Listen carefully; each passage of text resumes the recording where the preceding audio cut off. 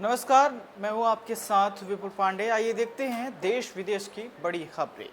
बता दें कि अफगानिस्तान के पूर्व राष्ट्रपति अशरफ गनी ने देश पर पूरी तरह तालिबान का कब्जा होने से पहले अमेरिकी राष्ट्रपति जो बाइडेन से बात की थी। समाचार एजेंसी रॉयटर्स के हाथ इस बातचीत की ट्रांसक्रिप्ट लगी है।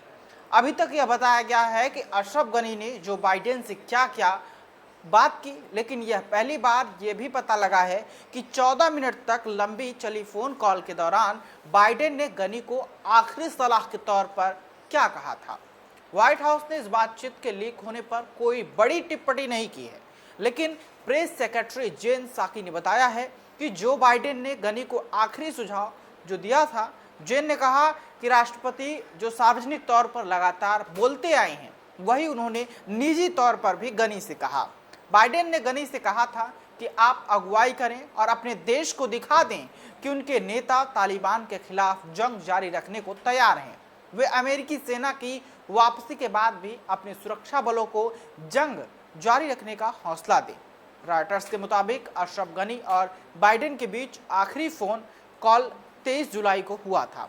हालांकि एक खबर के मुताबिक दोनों नेताओं की बातचीत से ये संकेत मिलते हैं कि उस समय न तो बाइडेन और न ही गनी को इस बात का अंदेशा था कि अफगानिस्तान में तालिबान का कब्जा इतनी जल्दी हो जाएगा। एक रिपोर्ट के मुताबिक अशरफ गनी को भनक लग गई थी कि तालिबान को खड़ा करने के लिए पाकिस्तान अपनी जी जान लगा रहा है। गनी ने बाइडेन को यह भी बताया था कि अफगान पर बड़ा आक्रमण होने वाला है और करीब 10 से 15 हजार पाकिस्तानी आतंकवादी भी इसमें शामिल थे। बातचीत के दौरान बाइडेन जहां अफगानिस्तान को हवाई हमले में मदद की बात कर रहे थे, तो वहीं गनी तेजी से एक्शन उठाए जाने की भी बात कर रहे थे। तालिबान ने 15 अगस्त को काबुल पर कब्जा करने के साथ ही अफगानिस्तान पर भी अपना नियंत्रण कर लिया। अफगान सरकार के कर्मचारी और पूर्व उपराष्ट्रपति अमरुल्लाह सालेह के साथ ही कई लोग लगातार तालिबान को समर्थन देने के लिए पाकिस्तान पर उंगली उठाते रहे। हालांकि पाकिस्तान भी लगातार इन दावों को खारिज करता आया है।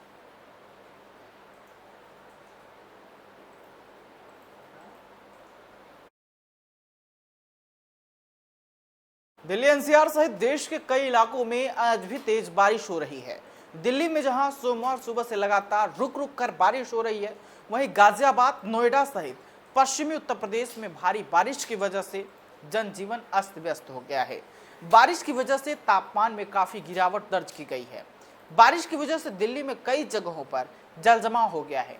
इससे लोगों को खासी दिक्कतों का भी सामना करना पड़ रहा है। आपको बता दें कि समाचार एजेंसी के मुताबिक एक वीडियो जारी किया गया, जिसमें दिख रहा है कि एम्स के पास सड़क पर पानी भरा हुआ है और इसमें वाहन आधे डूबे हुए हैं। बारिश और जल जमाव की वजह से लोग घरों से बाहर नहीं निकल रहे हैं। वहीं भारतीय मौसम विभाग ने बारिश का येलो अलर्ट जारी किया है। विभाग की तरफ से चेतावनी भी जारी की गई है। मौसम विभाग का कहना है कि अगले 1-2 दिन तक दिल्ली में भारी बारिश देखने को मिल सकती है।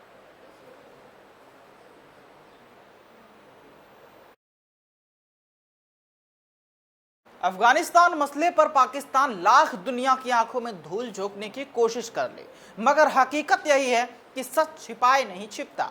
पाकिस्तान की इमरान सरकार ने बुधवार को खुद को तालिबान नेताओं का संरक्षक बताया और ऑन कैमरा कबूल किया कि इस्लामाबाद ने अपने देश में तालिबानी आतंकियों को आश्रय दी है और शिक्षा प्रदान की है।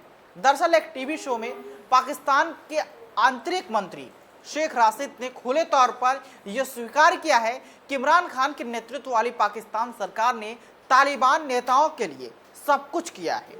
बता दें कि तालिबान 20 साल बाद अफगानिस्तान में सत्ता में वापस आया है। पाकिस्तान पर आरोप लगाते हुए उसने अफगानिस्तान में तालिबान को फिर से जिंदा करने में काफी मदद की है।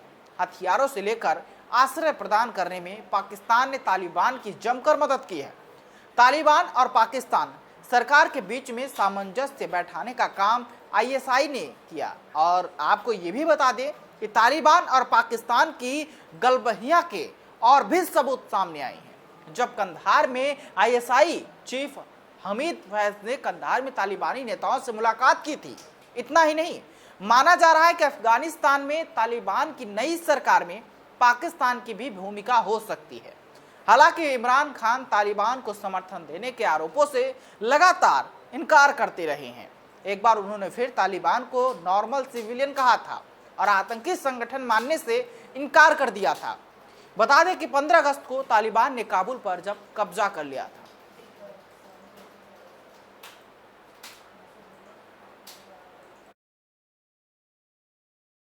जम्मू कश्मीर में 3 दशकों से अधिक समय तक अलगाववादी मुहिम का नेतृत्व करने वाले और पाकिस्तान समर्थक सैयद अली शाह गिलानी का बुधवार रात उनके आवास पर निधन हो गया।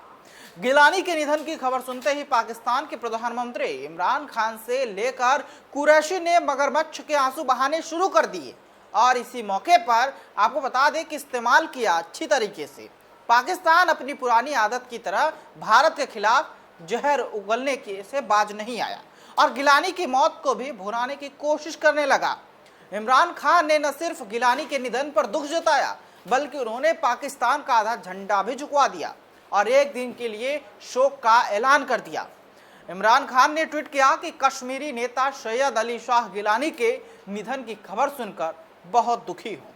वह जीवन भर अपने लोगों और उनके आत्मनिर्णय के अधिकार के लिए लड़ते रहे। इमरान ने कहा कि भारत ने उन्हें कैद करके रखा है और प्रताड़ित किया। इमरान खान ने एक और ट्वीट में कहा कि हम पाकिस्तान में उनके संघर्ष को सलाम करते हैं और उनके शब्दों को याद करते हैं। हम पाकिस्तानी हैं और पाकिस्तान हमारा है। उन्होंने कहा कि पाकिस्तान का झंडा आधा झुका रहेगा और हम एक दिन का आधिकारिक शोक मनाएंगे। वहीं पाक विदेश मंत्री शाह महमूद कुरैशी ने पाकिस्तान ने आपको बता दें कि कश्मीर स्वतंत्रता आंदोलन के मशाल वाहक सैयद अली शाह गिलानी के निधन पर शोक व्यक्त किया। उन्होंने कहा कि गिलानी ने अंत तक कश्मीरियों के अधिकारों के लिए लड़ाई लड़ी, उन्हें शांति मिले और उनकी आज़ादी का सपना साकार हो। बता दें कि यह आज़ादी के सपने का संदर्भ पाकिस्तान के उस मुहिम से है जो वर्षों से आतंक के दम पर चला रहा है, जिसमें वह कश्मीर को भारत से छीनना चाहता है। बता दें कि गिलानी 91 वर्ष के थे। उनके परिवार में उनके 2 बेटे और 6 बेटियां हैं। उन्होंने 1968 में अपनी पहली पत्नी के निधन के बाद दोबारा विवाह किया और अलगाववादी नेता गिलानी पिछले 2 दशक से अधिक समय से गुर्दे संबंधित बीमारी से पीड़ित थे। इसके अलावा वह बढ़ती आयु संबंधित कई अन्य बीमारियों से भी जूझ रहे थे।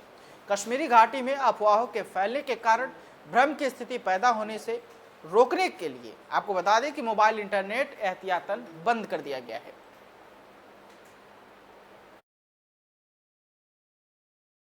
अफगानिस्तान में भले ही तालिबान का कब्जा हो गया है मगर पंजशीर में उसका टेंशन बरकरार है। अफगानिस्तान के पंजशीर में रेसिस्टेंस फोर्स ने ऐलान किया है कि तालिबान के खिलाफ अपनी लड़ाई जारी रखेंगे क्योंकि उनके और तालिबानियों के बीच में बातचीत विफल रही है। तालिबान ने बुधवार को कहा कि पंजशीर प्रांत के नेताओं के साथ बातचीत विफल हो गई है। अफगानिस्तान में पंजशीर एकमात्र प्रांत है जो अब भी तालिबान के नियंत्रण से मुक्त नहीं है। दरअसल तालिबान पंजशीर प्रांत के कई बार घुसने की कोशिश कर चुका है मगर हर बार उसे अपने मुंह की ही खानी पड़ी। पंजशीर में उपराष्ट्रपति अमरुल्लाह सालेह और अहमद मसूद की अगुवाई में रेसिस्टेंस फोर्स के सामने तालिबानी लड़ाके कमजोर नजर आ रहे हैं। यही वजह है कि तालिबान अब शांति वार्ता का राग अलाप रहा है। ताज़ा घटनाक्रम में पंजशीर घाटी के नॉर्दर्न अलायंस ने दावा किया कि उसने हमले करने आए तालिबान के करीब 350 लड़ाकों को मार गिराया है। बता दें कि पंजशीर घाटी में अफगानिस्तान के कार्यवाहक राष्ट्रपति अमरुल्लाह सालेह भी मौजूद हैं, जिन्होंने तालिबान को अफगानिस्तान से उखाड़ फेंकने की कसम खाई हुई है। इसके साथ ही अहमद शाह मसूद के बेटे अहमद मसूद भी यही हैं और उन्होंने कहा है कि मैं अहमद शाह मसूद का बेटा हूँ। मेरी डिक्शनरी में सरेंडर जैसा कोई शब्द ही नहीं है। तो ऐसे में तालिबान के लिए पंजशीर घाटी पर नियंत्रण बेहद मुश्किल होने वाला है। ताजिकिस्तान में अफगानिस्तान के राजदूत मोहम्मद जोहिर अकबर ने कहा है कि तालिबान समूह पंजशीर में प्रतिरोध मोर्चे के प्रतिनिधियों के साथ बातचीत नहीं करेगा और वह इसके नेता अहमद मसूद को मारने का इरादा रखता है। उन्होंने कहा कि तालिबान उनके साथ कभी बातचीत नहीं करेगा। वे राजनेता नहीं हैं बल्कि आतंकवादी हैं और 3 साल पहले से ही कई देशों की संगठनों की सूची में हैं। उन्होंने ये भी कहा कि ठीठ और आक्रामक हैं। उनका लक्ष्य पूरे अफगानिस्तान को अपने घुटनों पर लाना है।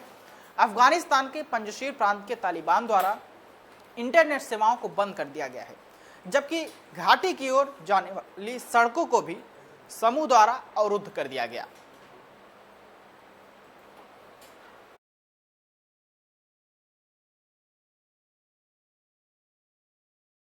तो आपको बता दें कि तालिबानी कितना भी कोशिश कर रहे, लेकिन पंजशीर जो है घुटने टेकने के लिए आपको बता दें कि कई बार कोशिश कर रहा है जो तालिबान है कि पंजशीर पे कब्जा जमाए, लेकिन पंजशीर के लोगों का साफ तौर पर कहना है कि हम उनसे बातचीत करेंगे और इस मसले पर अगर नहीं होता तब तक हम कुछ भी नहीं कहेंगे।